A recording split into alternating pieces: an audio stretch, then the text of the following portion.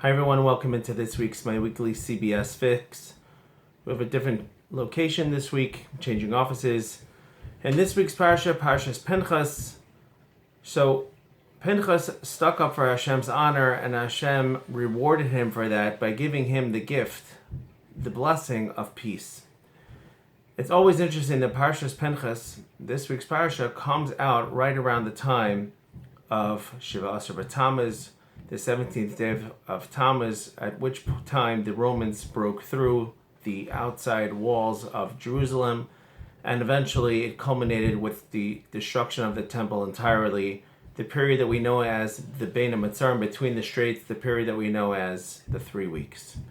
So it's important for us to think about certain things during the 3 weeks, and one of them is certainly have peace. And as we mentioned before, peace doesn't just mean tolerate other people. It means to actually have peace and build with them and grow and be actually one.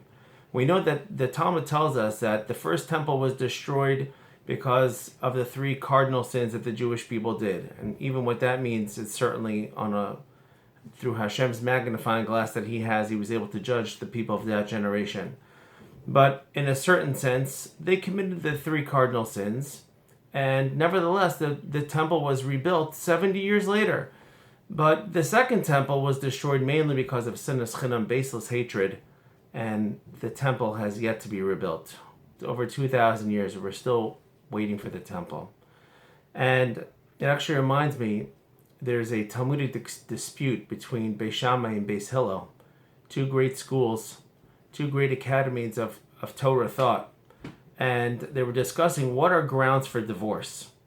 And Beis Shammai says, well, the Torah says, Ki matzeh b'cha erves davar, if a person will find in his wife something of immorality, so that's grounds for divorce. And Hillel, who is usually much more lenient, much more easygoing, he says that even if a woman will burn her husband's food, that's also grounds for divorce. Now, obviously, this needs a lot of explanation. I mean, Hillel was no tyrant, and Hillel was, like we said, very yielding, very soft. How can he say such a statement? What does that mean?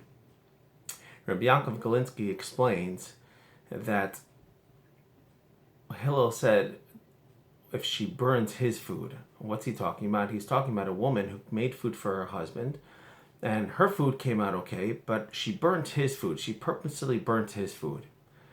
And that's grounds for divorce. Why is that grounds for divorce? If a woman purposely burns her husband's food, she has now become the exact opposite of what it is that a woman stands for. What is the woman? What is she supposed to be? The Ezer Kenegdo that the Torah says, the help opposite him. The woman is a giver. She's constantly giving. That's what her soul is. Her soul is one that gives. And that's in her nature. She's someone to give. Men need a woman in their life to be able to nurture that even inside ourselves, that we men should be able to give. So the woman has the innate desire to want to give. And if she could burn his food and not give him, so it was just a symbol that there's something inherently rotten with her, and therefore is grounds for divorce, because she's not doing the basics that a woman even does, and therefore, in a certain sense, he's not married to a woman, and therefore is grounds for divorce. Now, to apply that to us, to sinas chinam, what is sinas chinam?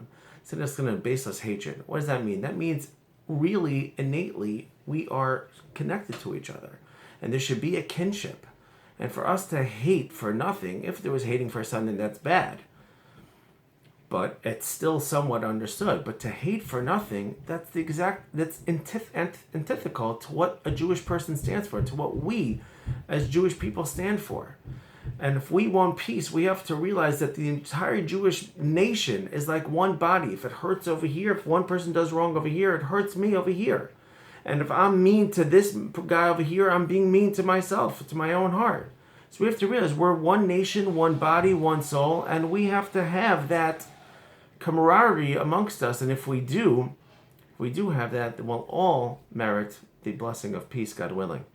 May Hashem rebuild the temple speedily in our days, and maybe greet Mashiach in happiness. Thank you for listening.